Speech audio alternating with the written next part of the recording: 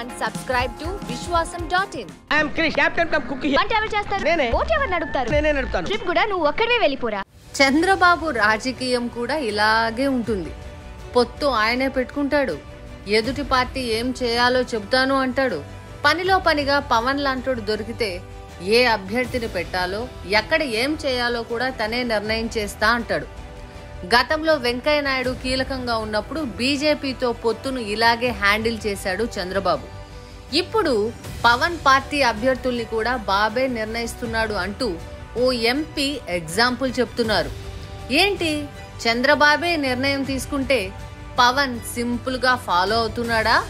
రాజకీయాల్లో ఇన్సైడ్ వాస్తవాల కోసం, ఏ పార్టీకి వత్తాసు పలకని నిజాల కోసం విశ్వాసం.in ను సబ్స్క్రైబ్ చేసుకోండి. పవన్ కళ్యాణ్ పార్టీ 10 ఏళ్లుగా ఉన్నా ఎక్కడా నిర్మాణం లేదు. జిల్లాలు, నియోజకవర్గాలు, మండల స్థాయిలో వరకు స్ట్రక్చర్ లేనే లేదు. ఆ నిమిషానికి ఎవరు దొరికితే వాళ్లను పోటీ పెట్టడం పవన్ అలవాటు.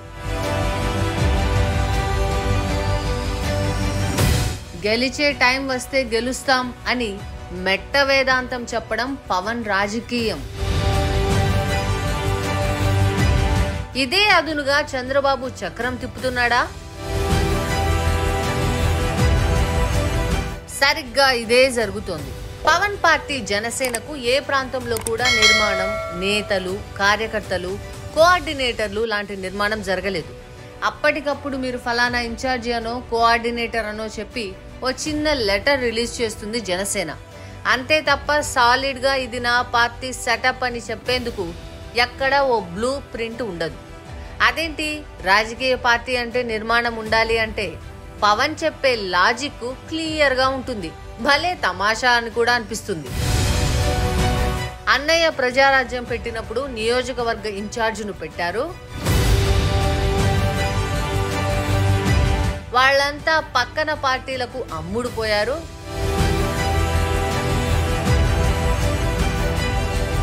అందుకే నేను పార్టీ నిర్మాణం చేయాలి అనుకోవడం లేదు.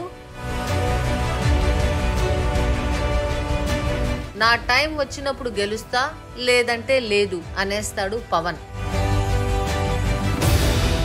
ఇదే అదునుగా చంద్రబాబు వ్యూహం సిద్ధం చేసుకున్నట్టుగా ఉన్నాడు. తన పార్టీలో టికెట్ రాని వాళ్లను వైసీపీ నుంచో ఇతర పార్టీల నుంచో టీడీపీలోకి వస్తామంటున్న వాళ్లను జనసేనలోకి పంపుతున్నాడు చంద్రబాబు. అంటే టికెట్ వచ్చి వాళ్ళు నిలబడి గెలిస్తే తన మనుషుల కింద లెక్క. వాళ్లకి అవకాశం రాకపోతే పవన్ అన్యాయం చేసినట్టు అనుకోవాలి. ఇంత క్లారిటీతో చంద్రబాబు పాచిక విసురుతున్నాడు.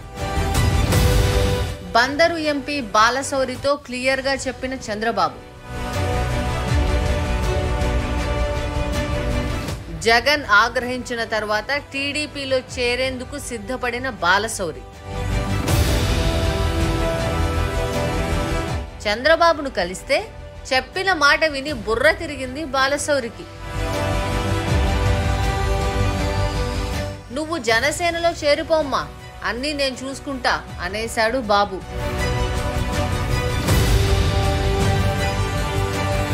అన్నట్టుగానే జనసేనలో చేరి బందరు ఎంపీగా పోటీ చేయబోతున్న సిట్టింగ్ ఎంపీ.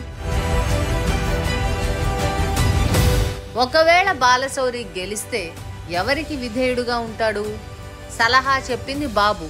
రేపు జనసేన అభ్యర్థుల్ని భుజాన వేసుకొని గెలిపించేది కూడా చంద్రబాబే కదా. అంటే గెలిచిన వాళ్లు కూడా చంద్రబాబు సొత్తు కిందే లెక్క. ఈ విషయం జనసేనలో కాస్త రాజకీయ అవగాహన ఉన్న వాళ్లకి అర్థమైపోతుంది. ముందు ముందు బాబుతో జాగ్రత్త అని ఆల్రెడీ పవన్ కి చెప్తున్నారు. పవన్ మాత్రం నా టైం వచ్చినప్పుడు చూసుకుంటా అంటున్నాడు. జనసేన మీద చంద్రబాబు ప్రయోగిస్తున్న వ్యూహాలపై మీ అభిప్రాయాన్ని కామెంట్స్ లో చెప్పండి. Like, share and subscribe to Vishwasam.in.